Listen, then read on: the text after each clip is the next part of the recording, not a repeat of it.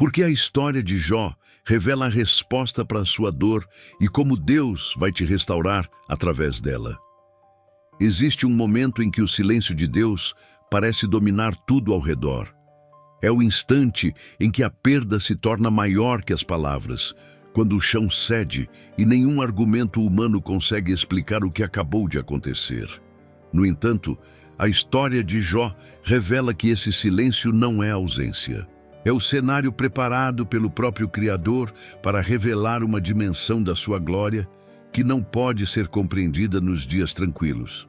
Quando mergulhamos no mundo de Jó, voltamos milhares de anos no tempo, para uma época em que não havia sacerdócio formal, nem templo, nem sistema litúrgico organizado. Era um período patriarcal, no limite entre Edom e a antiga Arábia, onde a fé era exercida na intimidade da consciência e onde o caráter de um homem revelava mais sobre Deus do que qualquer estrutura religiosa poderia expressar.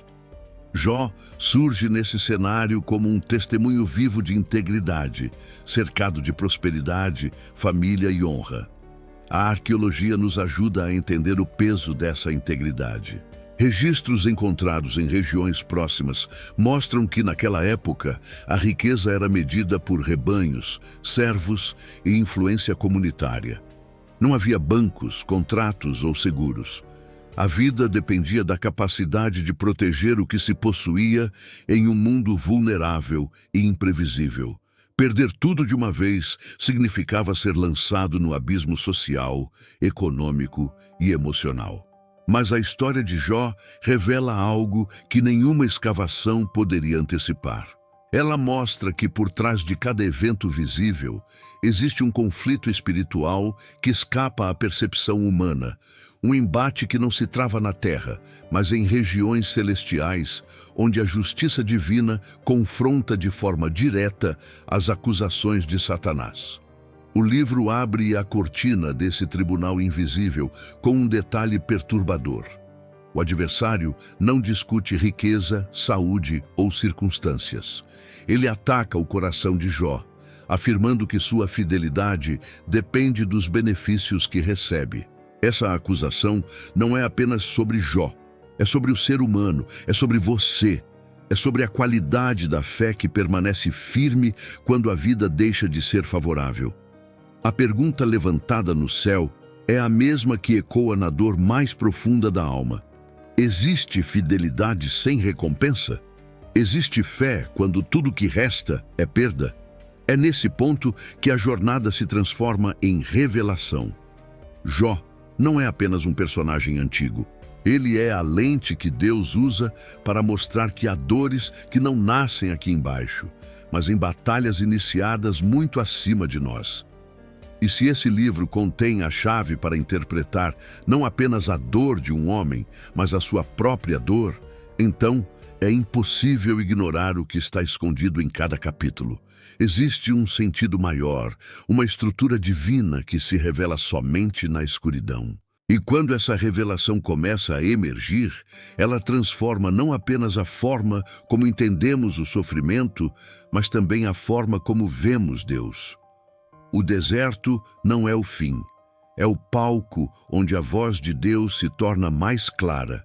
E se esse é o cenário preparado para Jó, talvez seja também o cenário preparado para você.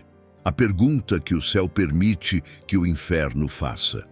Existe um momento em que Deus permite que o inimigo toque naquilo que você considera intocável, não para te destruir, mas para expor diante do universo a força da fé que Ele mesmo colocou dentro de você.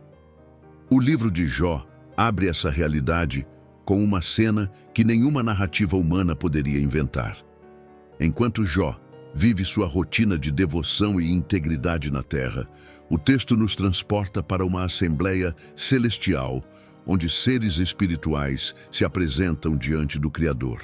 Entre eles surge o acusador, não como alguém com poder autônomo, mas como um ser limitado, que só existe dentro dos limites estabelecidos por Deus. É nesse cenário que a pergunta mais desconfortante é feita. Satanás desafia a integridade de Jó, sugerindo que sua fidelidade é dependente da proteção divina e das bênçãos que possui. Para o acusador, Jó só é fiel porque nunca foi realmente provado. Essa cena revela um detalhe essencial sobre a dor humana. Ela não começa com fracasso, azar ou destino. Ela nasce em conflitos que ultrapassam a compreensão limitada do mundo visível. A acusação contra Jó não é uma crítica à sua moral, mas uma tentativa de descredibilizar o próprio caráter de Deus. O inimigo afirma que Deus precisa comprar a fidelidade humana com bênçãos, sugerindo que a fé nunca sobreviveria sem recompensas materiais. Isso transforma a história de Jó em algo muito maior do que a luta de um homem. É um julgamento espiritual. É a exposição direta do conflito cósmico que atravessa toda a Bíblia, onde o inimigo tenta convencer o universo de que a humanidade é incapaz de amar a Deus por quem Ele é. Ao permitir que essa pergunta seja feita, Deus não está entregando Jó ao sofrimento, mas revelando ao universo a profundidade de uma fé que o próprio Espírito moldou. A dor que está prestes a entrar na vida de Jó não nasce da maldade de Satanás, mas do propósito soberano de Deus em revelar algo maior do que circunstâncias. A arqueologia e o contexto histórico reforçam essa compreensão. Nas culturas patriarcais do Oriente Antigo, a honra era tudo. Ser considerado íntegro era mais precioso do que qualquer riqueza. Jó não era apenas um homem próspero, mas um líder respeitado, alguém que carregava autoridade moral em um território onde o respeito era conquistado através de vidas irrepreensíveis. Quando o acusador atinge essa honra, ele tenta desestabilizar não apenas o homem, mas o testemunho que Deus estabeleceu por meio dele. Ao olhar para essa cena, entendemos algo crucial sobre a nossa própria dor. Muitas vezes perguntamos por que Deus permitiu que algo tão difícil acontecesse. No entanto, a pergunta de Jó revela que a dor nem sempre é uma punição ou sinal de abandono. Às vezes, ela é a arena divina onde Deus exibe a verdadeira natureza da fé. A dor que te alcançou não começou no teu erro. Ela começou em uma realidade que os teus olhos não podem ver. A acusação levantada contra a tua vida não é sobre tua capacidade de resistir, mas sobre a fidelidade daquele que te sustenta. Isso muda completamente a forma como interpretamos os golpes que nos atingem. Quando entendemos que há um tribunal invisível onde a tua fidelidade é testemunhada pelo próprio Deus, percebemos que a pergunta levantada pelo inimigo não determina o fim da história. Determina apenas o palco inicial da revelação. E se a guerra começou no céu, então a tua dor não é aleatória. Ela está inserida em um enredo muito maior, onde Deus está prestes a provar algo que só pode ser revelado quando tudo ao redor é abalado. A batalha invisível não é sobre a tua fraqueza, mas sobre a força daquele que prometeu te sustentar, quando a vida desaba sem aviso. A queda de Jó acontece tão rápido que parece impossível compreender como um homem íntegro pode perder tudo em um único dia. O texto bíblico descreve esse colapso como uma sequência devastadora, não por acaso, mas por design literário. Cada mensageiro chega enquanto o anterior ainda fala. O ritmo é sufocante. Não há tempo para respirar, pensar ou reagir. A estrutura hebraica desse trecho foi construída para transmitir a sensação de choque absoluto. A vida de Jó não se desfaz em partes isoladas. Ela despenca inteira. É como se Deus permitisse que o espectador entrasse na mente de alguém que vê o mundo ruir sem entender de onde veio o primeiro golpe. Nesse ponto, a narrativa nos obriga a perceber que a dor profunda raramente chega com aviso prévio. No cenário cultural do Oriente Antigo, desastres dessa magnitude significavam mais do que perdas materiais. Significavam destruição da identidade, do legado, da posição social e da esperança futura. Rebanhos eram riqueza, servos eram força produtiva e filhos eram o futuro da família diante da comunidade. Perder tudo isso equivalia a desaparecer da história. A arqueologia demonstra como sociedades patriarcais dependiam desses pilares para sobreviver. A queda de Jó não é apenas econômica, é existencial. O texto nos mostra o completo esvaziamento de tudo que sustentava sua vida. Contudo, essa perda acelerada não é aleatória. A ordem dos ataques revela uma intenção espiritual. O inimigo destrói primeiro os bens, depois os servos e, por fim, os filhos. É um ataque que mira o coração. É uma sequência desenhada para esmagar o espírito humano. Ele não destrói ao acaso. Ele desmonta as estruturas emocionais que sustentam o homem. Porém, algo essencial permanece intacto. Jó não perde o vínculo com Deus. Esse detalhe altera toda a leitura da história. A dor extrema não destrói Jó porque a fé dele não estava firmada nas coisas que caíram. A fé estava firmada em quem permanece. A pergunta que surge nesse momento é inevitável. Por que Deus permitiria essa queda tão brutal em alguém fiel? O texto não oferece respostas simplistas. Ele nos conduz para dentro de uma lógica espiritual que ultrapassa qualquer interpretação humanista. Deus não está punindo Jó. Ele está provando uma realidade que o próprio Jó desconhecia sobre si mesmo. Há virtudes que só aparecem quando tudo é retirado. Há fidelidades que só se revelam quando não há mais recompensas terrenas que as sustentem. A devastação que atinge Jó não é uma sentença, é um palco. É a arena onde a fé genuína é exposta diante do universo. Essa verdade muda a maneira como interpretamos nossas próprias quedas repentinas. Quantas vezes a vida parece ruir sem explicação? Quantas vezes os golpes chegam de forma tão rápida que sequer temos tempo para orar antes de sermos atingidos pelo próximo impacto? A narrativa de Jó nos mostra que mesmo quando o inimigo tenta arrancar tudo, ele não pode tocar no que Deus preserva. A integridade de Jó não é destruída porque ela não depende do que foi removido. O mundo de Jó desmorona por fora, mas o fundamento permanece vivo por dentro. É essa fidelidade invisível que sustenta o homem quando as perdas são maiores que a mente consegue processar. No fim desse capítulo, uma semente de revelação é plantada. Jó não foi punido, ele foi provado. E se o sofrimento não era condenação, então era sinal de que Deus estava prestes a revelar algo que só pode ser visto quando a vida se torna deserto. A queda rápida não encerra a história. Ela prepara o terreno para a restauração que ainda não pode ser vista. A pergunta que surge agora é inevitável. O que Deus realmente prova quando tudo é perdido? O silêncio que nos confronta. A ausência de respostas não significa ausência de Deus. Esse é o ponto em que a história de Jó se torna mais desconfortável e, ao mesmo tempo, mais reveladora. Depois de perder tudo, Jó se volta para o único lugar que ainda parece seguro. Ele rasga suas vestes, cai em terra e adora. Mesmo assim, nenhuma resposta vem do céu. A narrativa avança e o silêncio divino permanece firme, como um muro que não se move diante do clamor humano. Esse silêncio é tão intenso que começa a moldar o ambiente emocional do livro. Ele não é um espaço vazio. Ele é um instrumento. Ele confronta, expõe e prepara.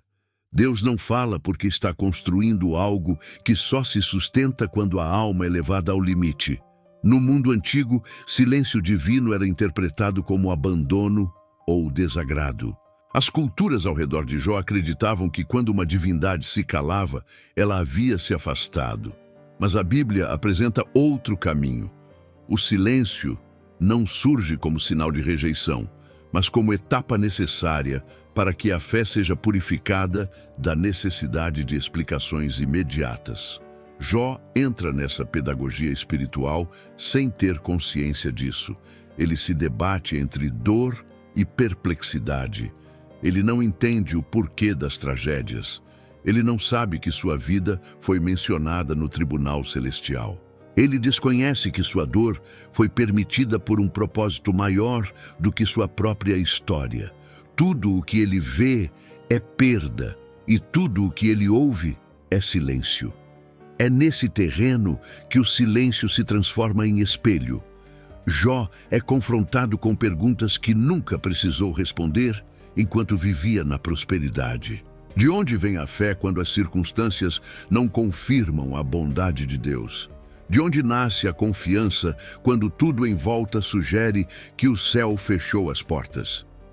A narrativa mostra que os primeiros momentos de sofrimento não são tão difíceis quanto o prolongamento do silêncio. Não é a queda que destrói o homem, é a sensação de que a queda não tem sentido. No entanto, é dentro desse silêncio que Deus prepara Jó para uma revelação que mudará a percepção da realidade espiritual. A arqueologia reforça a profundidade dessa experiência. Em tabuletas encontradas na antiga Ugarit e em regiões próximas ao território atribuído a Jó, textos descrevem orações dirigidas a deuses que pareciam surdos, imperturbáveis e distantes. Os povos do Oriente clamavam por respostas imediatas. O silêncio era visto como o pior sinal possível. Mas no livro de Jó, Deus redefine esse paradigma. Ele mostra que o silêncio pode ser o espaço onde a alma é moldada para algo que a prosperidade jamais poderia produzir. Jó pensa estar abandonado, mas está sendo preparado. Ele se sente esquecido, mas está sendo conduzido para o ponto exato, onde Deus falará de modo que sua voz não será confundida com nada humano. O silêncio de Deus não é inércia, é intenção. Enquanto Jó tenta organizar seus pensamentos, sua dor e suas perguntas, Deus está organizando a revelação que virá através da tempestade. Ele não responde porque a resposta não cabe em palavras comuns. Antes de falar, ele precisa transformar Jó. Antes de revelar o propósito, ele precisa purificar o coração do seu servo da expectativa de que Deus só se manifesta quando as circunstâncias são favoráveis. É no silêncio prolongado que a fé deixa de ser emocional e se torna fundamento. A dor que parece destruição se torna escavação.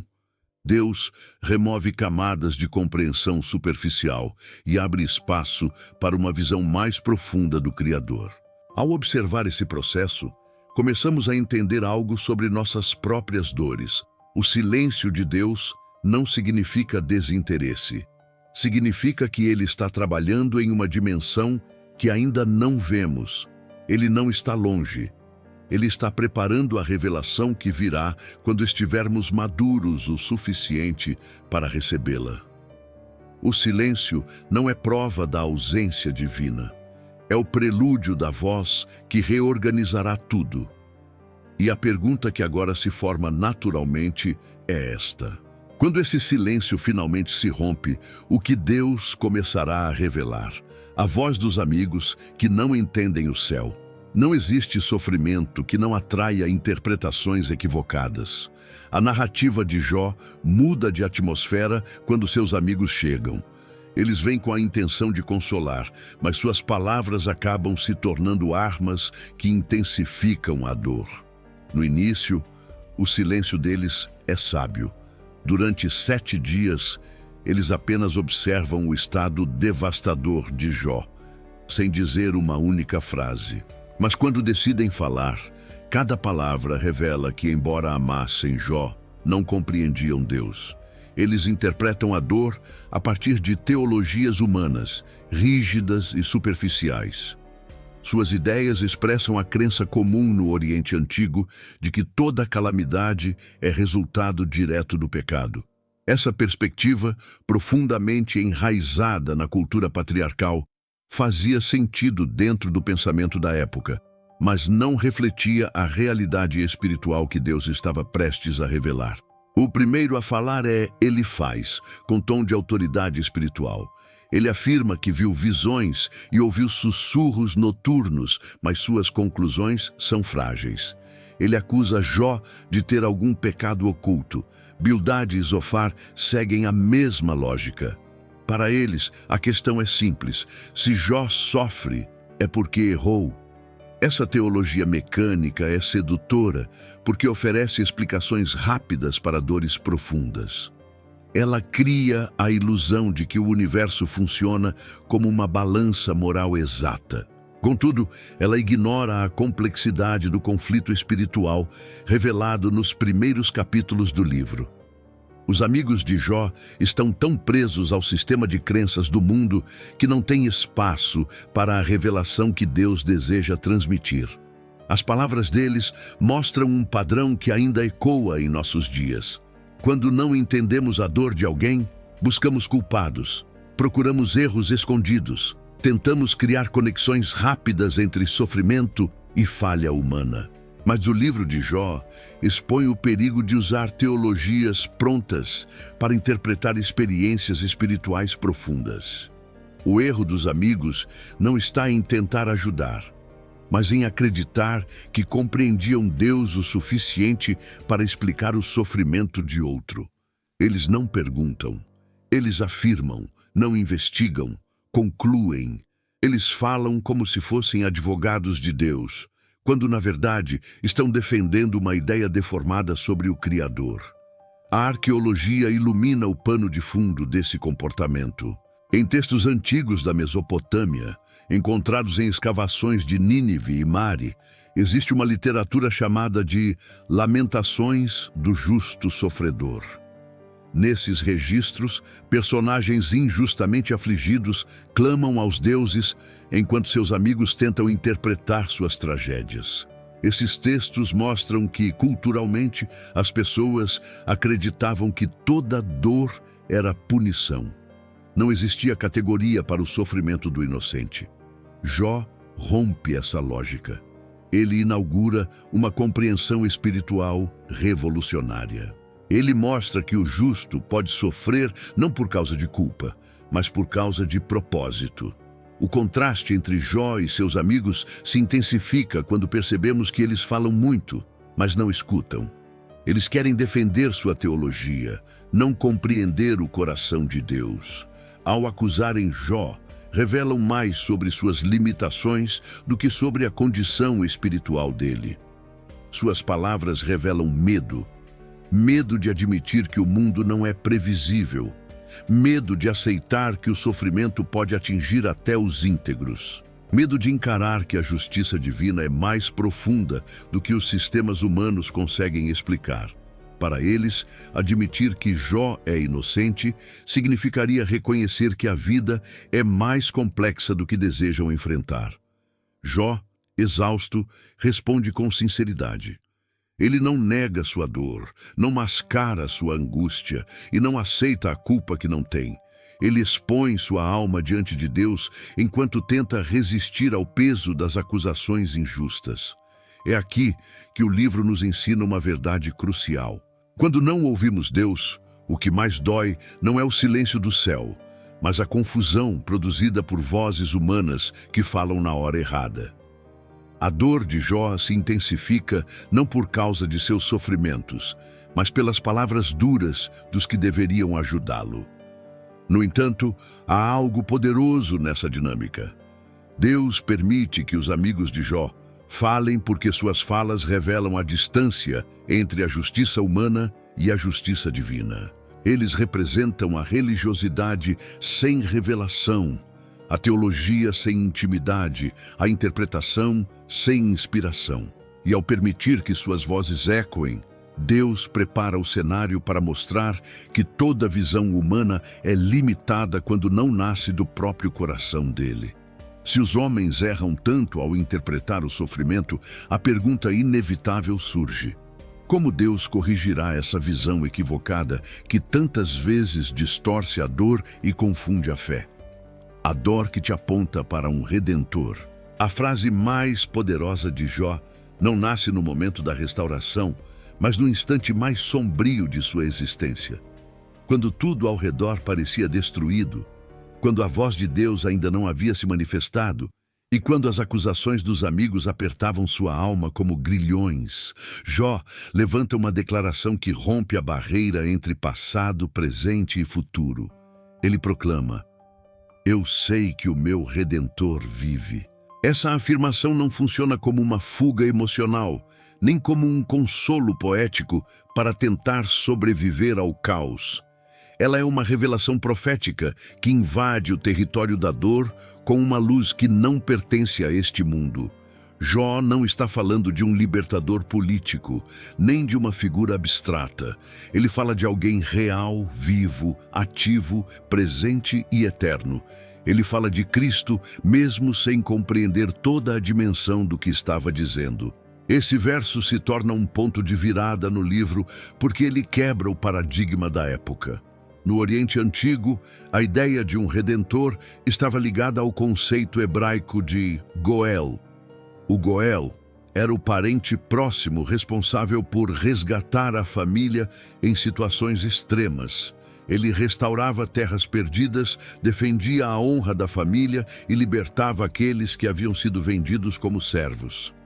A arqueologia confirma a importância desse papel. Em tábuas legais encontradas na Mesopotâmia e em regiões que circundam o território associado a Jó, há registros de contratos que mencionam o resgatador familiar, o homem que tinha o dever de intervir onde ninguém mais podia. Esse conceito, profundamente enraizado na cultura, carregava peso jurídico, emocional e espiritual. Quando Jó diz que seu Redentor vive, ele está declarando que existe alguém que tomará sua causa diante de qualquer tribunal, inclusive o tribunal celestial onde sua história começou. Essa frase precisa ser entendida dentro do contexto emocional de Jó. Ele não vê saída, ele não tem explicações, ele não tem forças, ele acredita estar perto da morte. Mas algo dentro dele se recusa a entregar sua fé ao desespero. Jó não sabe por que sofre, mas sabe que Deus não abandonou sua causa. Ele não entende o que está acontecendo, mas entende que existe um Redentor que permanece vivo mesmo quando tudo ao redor morre. Essa convicção não nasce da teologia dos seus amigos, nem das circunstâncias. Ela nasce da revelação interior produzida pelo próprio Deus, que sustenta seus servos mesmo nos momentos em que o céu parece distante. O que torna essa declaração ainda mais poderosa é que ela antecipa a obra de Cristo de maneira impressionante. O Redentor que Jó proclama não é apenas o libertador da sua dor, mas o libertador da humanidade inteira. Ele é aquele que enfrentaria a acusação do inimigo, suportaria o peso da injustiça, sofreria sem culpa e seria exaltado pelo Pai. O livro de Jó, escrito antes da lei mosaica, antes do templo, antes dos profetas e antes de Israel como nação, já aponta para o Cordeiro que viria. Jó, em meio às cinzas, antecipa a cruz. Ele não vê o Calvário, mas sente o eco espiritual daquele que venceria a morte. Sua dor se transforma em janela, sua perda se transforma em direção, seu sofrimento se torna ponte para Cristo. Nesse momento, o livro nos ensina algo essencial sobre a nossa própria dor. A dor não existe para nos aprisionar, ela existe para nos direcionar ao Redentor. Quando tudo desmorona e nenhuma explicação é suficiente, a fé não se sustenta em respostas, mas em uma pessoa. Jó não encontrou forças nas circunstâncias, mas no caráter daquele que o sustentava. Sua esperança não era sustentada pelo que tinha, mas por quem vivia. E se Jó, sem acesso às escrituras completas, sem templo, sem sacerdote, e sem conhecimento das alianças futuras, conseguiu enxergar a existência de um Redentor. Quanto mais nós, que vivemos sob a luz da cruz, devemos reconhecer que Cristo permanece vivo, ativo e atento ao clamor de todos os que o invocam. Se a dor te leva ao Redentor, ela não te derrota. ela te redireciona, ela não destrói tua fé, ela revela onde tua fé realmente está firmada. A declaração de Jó não encerra sua luta, mas inaugura uma nova fase de revelação. Se existe um Redentor vivo, então existe justiça além da dor. Existe propósito além da perda. Existe restauração além da ferida. Jó declarou uma verdade maior do que sua própria compreensão. E agora, com essa declaração ecoando no meio da dor, surge a pergunta inevitável. Se o Redentor vive, como ele se manifestará no auge da tempestade, o terror da tormenta e a voz que sai do vento? A primeira resposta de Deus não chega como consolo, nem como explicação, nem como um gesto suave que tenta acalmar a alma ferida de Jó. Ela chega como uma tempestade que rompe o horizonte, rasga o silêncio e anuncia que o Criador está entrando na cena de maneira incontestável. O texto hebraico descreve Deus falando do meio do redemoinho, uma expressão que carrega a força de um fenômeno que assusta até os mais experientes viajantes do deserto. No contexto do Oriente Antigo, tempestades eram símbolos de poder absoluto. Tribos inteiras viam nos ventos violentos a assinatura das divindades. O fato de Deus escolher esse cenário para falar transforma a narrativa em algo monumental. Ele não fala de um lugar de serenidade. Ele fala da tempestade porque está prestes a revelar algo que só pode ser compreendido quando o caos expõe a fragilidade humana. O terror da tormenta serve para colocar Jó no lugar certo. Deus não aparece para humilhar, mas para deslocar. Ele muda o eixo da conversa. Jó quer respostas sobre suas perdas, sobre sua dor, sobre sua inocência. Ele quer compreender o motivo das tragédias. Mas Deus não entra nessa lógica. Ele não explica o sofrimento. Ele revela a criação. Ele fala dos fundamentos da terra, das fronteiras do mar, das constelações, dos animais indomáveis e das forças que regem o universo. Essa mudança brusca desconcertaria qualquer leitor superficial, mas para quem observa a narrativa com atenção, essa revelação tem um propósito decisivo. Deus não quer que Jó compreenda a dor. Deus quer que Jó compreenda quem ele é. A resposta não está na causa, mas no caráter. Quando Deus fala da criação, ele não está mudando de assunto. Ele está revelando que a soberania dele envolve muito mais do que a vida de um homem, por mais íntegro que esse homem seja. Ele mostra que há estruturas que sustentam o mundo e que escapam completamente à compreensão humana. Ele revela que o universo é sustentado por sua sabedoria, não pela lógica humana de causa e efeito. A arqueologia e a literatura da época reforçam esse contraste. Povos antigos imaginavam deuses presos a disputas e limitações. O discurso de Deus em Jó destrói essa visão. Ele descreve um Criador livre, imenso, detalhista e soberano. O redemoinho não é apenas cenário. Ele é símbolo do poder que governa todas as coisas. Enquanto Jó escuta, cada frase de Deus desmonta a teologia dos amigos e a expectativa de respostas diretas. Deus não aponta culpados. Ele não menciona Satanás. Ele não relembra as acusações. Ele não traz explicações sobre o tribunal celestial. Ele conduz Jó para um lugar mais profundo. O lugar onde a dor deixa de ser centro e Deus se torna maior do que qualquer ferida. Jó pensava que precisava de explicações para se manter firme. Deus mostra que tudo o que ele precisava era de revelação. O Criador usa a tempestade para abrir os olhos do servo que havia se perdido na intensidade da própria dor. Nesse encontro, Jó percebe algo que muda sua postura diante do sofrimento. Ele percebe que estava tratando a dor como se ela fosse o núcleo da história, Deus revela que o núcleo sempre foi ele. A tempestade reorienta o coração de Jó. Sua mente, antes saturada por perguntas, agora é sacudida pela grandeza do Criador. Ele não recebe respostas lógicas, ele recebe a presença. Ele não recebe explicações, ele recebe visão. E isso se torna o início de uma transformação que nenhuma explicação humana seria capaz de produzir. Essa revelação tem implicações profundas para nós. Em muitos momentos, acreditamos que só superaremos nossas dores quando entendermos a razão delas. Insistimos em procurar o ponto exato onde tudo começou. Tentamos organizar mentalmente as tragédias para torná-las suportáveis. Mas o livro de Jó nos mostra que Deus nem sempre conduz seus filhos por explicações. Ele conduz por revelação.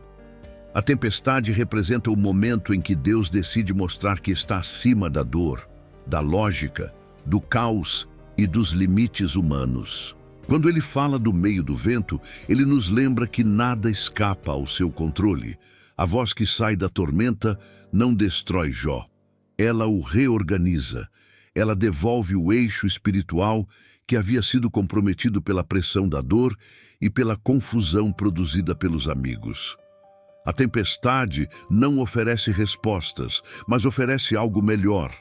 Ela oferece o Deus que governa todas as respostas. E a pergunta que agora se levanta é inevitável.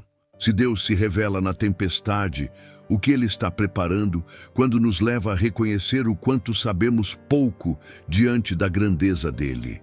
O Deus que sabe o que você ignora. A restauração não começa quando a dor acaba.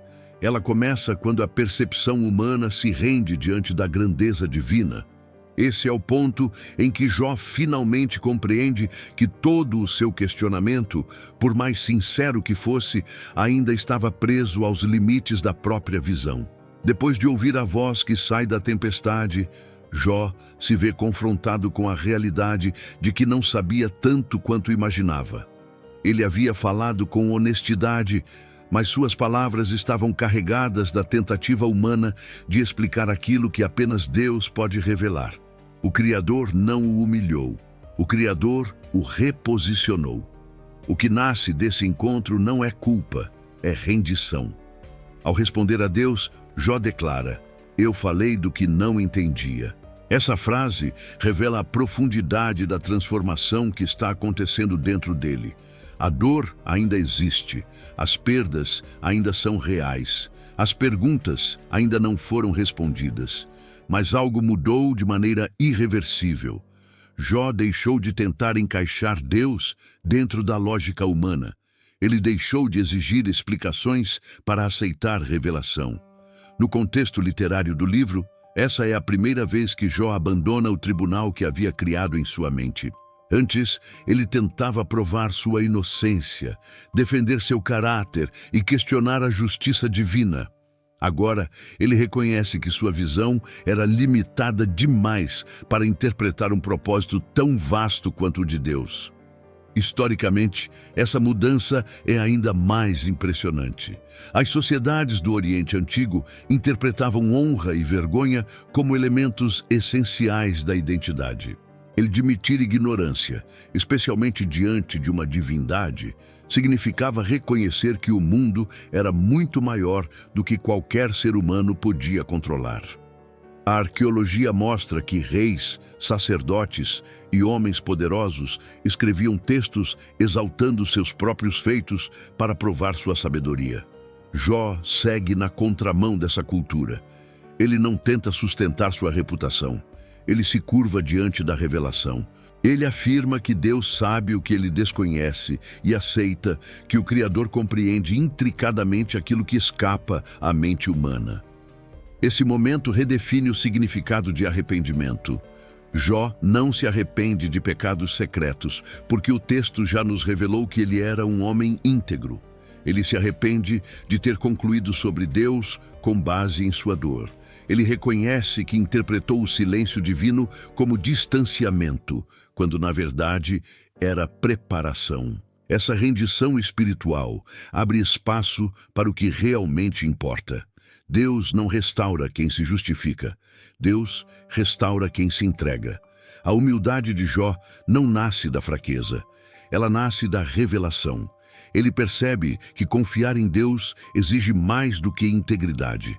Exige reconhecer que a sabedoria divina é infinitamente maior do que a capacidade humana de compreender.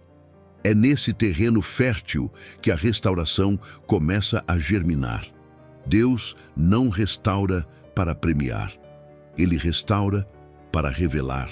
Ele não devolve o que foi perdido para provar que Jó estava certo. Ele devolve para mostrar que sua fidelidade permanece inabalável, mesmo quando o mundo desaba. A rendição de Jó abre espaço para a intervenção divina, porque a soberba espiritual impede que Deus revele sua glória. A humildade, ao contrário, abre caminhos. A restauração nasce onde o orgulho morre. Esse capítulo nos confronta diretamente. Quantas vezes interpretamos a vida com base no que sentimos, não no que Deus revela? Quantas vezes construímos explicações apressadas, julgamos circunstâncias, concluímos sobre Deus e sobre nós mesmos, sem enxergar metade do que está acontecendo no mundo espiritual? A jornada de Jó nos lembra que a verdadeira sabedoria não nasce da capacidade de explicar, mas da capacidade de ouvir. Deus não espera que seus filhos entendam tudo. Ele espera que seus filhos confiem. Ele sabe o que ignoramos. Ele enxerga o que não percebemos. Ele governa o que não controlamos. Quando Jó se rende, algo poderoso acontece dentro da narrativa. A tempestade não some. A dor não retrocede instantaneamente. Mas a alma dele muda de lugar. Ele não está mais diante de Deus como alguém que exige respostas. Ele está diante de Deus como alguém que encontrou paz na soberania divina. E essa paz abre caminho para o próximo movimento da história. A pergunta agora começa a se formar. Se Jó finalmente se rendeu e entendeu que Deus sabe o que ele ignora, como o Criador lidará com aqueles que feriram Jó enquanto ele estava sangrando? A justiça que corrige os amigos e levanta você. Deus nunca ignora aqueles que te feriram enquanto você lutava para sobreviver. A narrativa de Jó assume um tom inesperado quando o Criador volta sua atenção para os amigos que passaram capítulos inteiros distorcendo sua justiça. Eles haviam falado muito, mas ouviram pouco. Haviam defendido sistemas, mas não defenderam o coração de Jó. Haviam protegido suas doutrinas, mas não protegeram o homem quebrado, sentado sobre cinzas. Agora, no desfecho da história, Deus os confronta com severidade. Ele declara que eles não falaram corretamente sobre ele como Jó falou. Essa declaração é mais profunda do que parece. Deus deixa claro que sinceridade não basta. É preciso precisão espiritual.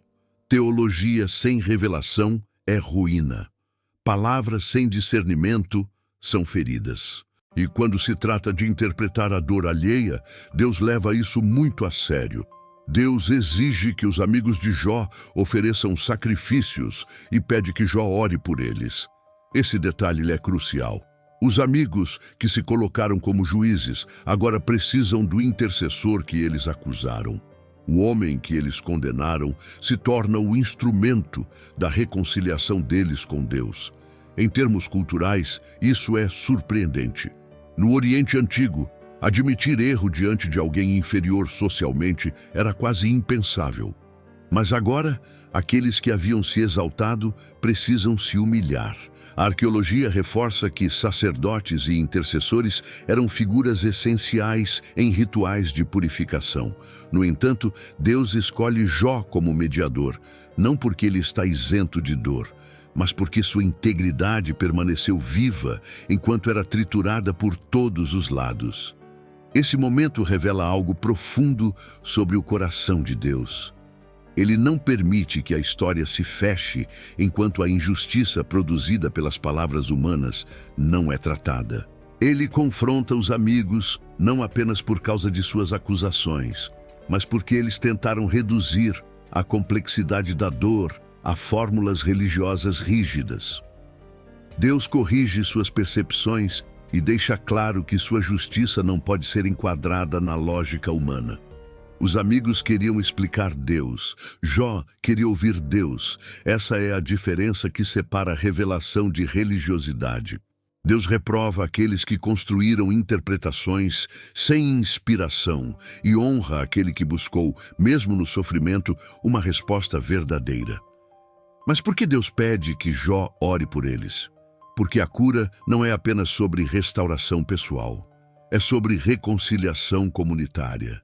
Deus sabe que as feridas feitas por palavras duras podem criar abismos entre pessoas. Ele sabe que as acusações injustas podem destruir relacionamentos. Ao pedir que Jó ore por seus amigos, Deus está ensinando que restauração também exige perdão. O homem ferido é elevado ao lugar de intercessão. Ele se torna a ponte entre aqueles que o machucaram e o Deus que perdoa. Jó, que clamava por alguém que pudesse tocar em Deus por ele, agora se torna alguém que toca a Deus pelos outros. Esse detalhe revela uma dinâmica espiritual poderosa. O sofrimento aprofunda a sensibilidade, expande a compaixão e refina o coração de quem permanece fiel. Deus não apenas restaura Jó, ele o capacita para ser instrumento de restauração na vida daqueles que erraram contra ele. A intercessão não diminui a dor que Jó viveu, mas transforma essa dor em ferramenta de cura. Ele ora não porque os amigos merecem, mas porque Deus pediu. E ao obedecer, Jó participa da obra divina de reconstrução, não apenas na própria vida, mas na daqueles que o cercam. Esse capítulo nos confronta com a complexidade da justiça de Deus. Ele não apenas corrige quem erra, ele levanta quem foi ferido. Ele não apenas trata os culpados, ele honra os inocentes. Ele não apenas confronta os que falaram demais. Ele exalta o que ficou em silêncio quando a alma gritava. Esse equilíbrio divino revela a sabedoria perfeita que governa cada detalhe da história. Quando Jó ora por seus amigos, algo poderoso acontece. É como se a intercessão fosse a chave que liga o próximo movimento da narrativa. A cura que Jó oferece se torna o terreno onde Deus plantará a sua própria restauração. A pergunta agora é inevitável. Qual será o próximo passo dessa cura divina que começa quando o homem decide perdoar e obedecer? Como Deus revelará que a restauração de Jó não é recompensa, mas revelação? A restauração que não é recompensa, mas revelação. A restauração de Jó sempre foi interpretada por muitos como uma recompensa pela sua fidelidade. Porém, quando observamos o texto com atenção, percebemos que ela não funciona como prêmio, ela funciona como revelação. Deus não devolve tudo em dobro para afirmar que Jó merecia. Ele devolve para mostrar que sua fidelidade não é anulada pela dor e que sua soberania vai muito além do alcance das tragédias humanas. A multiplicação final é um sinal visível de uma realidade espiritual muito maior. É a demonstração de que o Redentor que Jó proclamou continua vivo e ativo. A restauração não é uma troca, é um testemunho. Ela não celebra o esforço humano, ela expõe o caráter divino. Quando Deus restitui Jó, ele está revelando que nada que pertence ao seu propósito termina na destruição. O inimigo tentou desperdiçar, mas Deus redirecionou.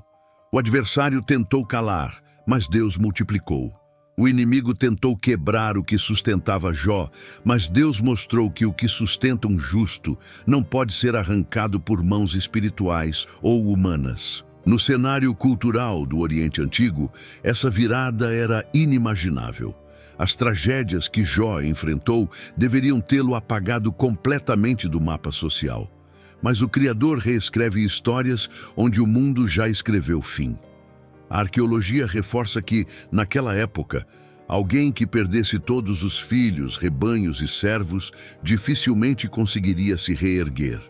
A restauração de Jó não é apenas milagre, é intervenção histórica. É Deus reconstruindo o impossível para que o universo inteiro entenda que sua glória não depende das circunstâncias. O momento em que Jó recebe o dobro de tudo não acontece antes da cura interior. A narrativa deixa claro que Deus só muda o destino de Jó depois que ele ora por seus amigos. Isso diz algo profundo sobre o funcionamento do reino de Deus. A restauração começa no coração antes de tocar a realidade externa. O ato de perdoar e interceder destranca aquilo que a dor havia fechado. Jó se torna canal de reconciliação, e então Deus derrama reconciliação sobre ele. A restauração que chega não se limita ao material. Ela envolve honra, dignidade, relações, esperança e propósito. Jó, que havia sido ferido pelas palavras dos amigos, agora é exaltado pelo próprio Deus diante daqueles mesmos homens. A narrativa menciona que todos os irmãos, parentes e conhecidos de Jó voltaram para consolá-lo. Isso revela outro detalhe significativo. O homem que havia sido isolado, acusado e interpretado de forma injusta, agora se torna ponto de atração. A presença de Deus sobre a vida de Jó se torna visível de tal forma que pessoas que antes se afastaram agora retornam. Em culturas antigas, isso significava restauração da honra pública. A honra não era superficial. Ela era símbolo de estrutura social, confiança e estabilidade. Deus não apenas devolve bens, Ele devolve a posição que a dor havia corroído. Ele devolve a dignidade que as acusações tentaram destruir. Mas a multiplicação final tem um significado ainda mais profundo. Ela aponta para Cristo. Jó recebeu tudo em dobro, mas Cristo entregou tudo para que a humanidade recebesse acesso ao Pai. A restauração de Jó não antecipa apenas seu final feliz. Ela antecipa a obra redentora de Cristo, que enfrentaria dor, silêncio, acusações e morte, mas seria exaltado à direita do Pai. A história de Jó se torna sombra da vitória de Cristo, e sua restauração se torna modelo do que Deus faz com todos os que permanecem fiéis, mesmo quando não compreendem o propósito. Esse capítulo revela que Deus não deixa nenhuma dor sem significado. Ele não deixa nenhuma lágrima sem testemunho. Ele não deixa nenhum sofrimento sem propósito. Ele transforma tudo em história que aponta para sua glória. A restauração de Jó não é transação, é transformação. Ela é a resposta divina ao acusador. É a prova de que a fidelidade humana, sustentada pela graça divina, produz resultados que ultrapassam a lógica terrena. É a revelação viva de que Deus governa até onde a dor não alcança. A pergunta que surge agora é inevitável. Se tudo na vida de Jó aponta para Cristo, o que essa história revela sobre o caminho que Deus escolheu para restaurar a tua vida? O que esse Redentor, que Jó anunciou no auge da dor, está prestes a fazer quando a tua fé se torna maior do que as respostas que você não recebeu? O Cristo de Jó e o caminho da tua restauração. Toda a história de Jó aponta para alguém maior do que Jó. Quando chegamos ao final do livro, percebemos que o sofrimento dele não é um capítulo isolado da história humana, mas uma sombra que projeta a imagem de Cristo muito antes da encarnação. Jó é o justo que sofre injustamente, mas Cristo é o justo que sofre por todos os injustos. Jó perde tudo sem culpa, mas Cristo entrega tudo por amor. Jó clama por um Redentor que tome sua causa diante de Deus, mas Cristo se torna o Redentor que toma a causa de toda a humanidade. O que Jó viveu no deserto emocional e espiritual aponta para aquilo que Cristo viveria na cruz, onde o silêncio, a dor, a acusação e a aparente derrota se transformariam na maior revelação da glória divina. Ao declarar, "Eu sei que o meu Redentor vive", Jó estava enxergando pela fé o que nós enxergamos pela história. Ele olhava para um futuro que ainda não havia sido escrito, enquanto nós olhamos para uma vitória que já foi consumada. Essa diferença nos coloca em uma posição única. Se Jó conseguiu permanecer firme no meio de uma dor incompreensível, sustentado apenas por uma revelação parcial, quanto mais nós, que vivemos sob a luz da cruz, podemos enfrentar nossas batalhas, sabendo que Cristo já venceu o acusador, já silenciou o inferno e já abriu o caminho da restauração para todos os que confiam nele. Cristo é a resposta que Jó buscava nas cinzas. É a voz que Jó ansiava ouvir no silêncio. É a prova de que Deus não abandona aqueles que atravessam o deserto sem desistir da fé. A cruz é a revelação suprema de que o sofrimento nunca tem a última palavra. Quando Cristo assume a forma humana, ele entra voluntariamente no território de Jó. Ele enfrenta o silêncio do Pai no Getsêmani, suporta acusações falsas diante do tribunal humano, carrega dores que não eram suas e permanece fiel quando tudo ao redor clamava pela desistência. Ele encarna o justo sofredor, não como vítima, mas como salvador. Ele não apenas entende tua dor, ele redime tua dor. A restauração que Jó viveu no fim do livro não é apenas uma narrativa de superação. Ela é um sinal profético. Ela aponta para o tipo de restauração que Cristo produz. Cristo não devolve apenas o que se perdeu, ele cria algo novo.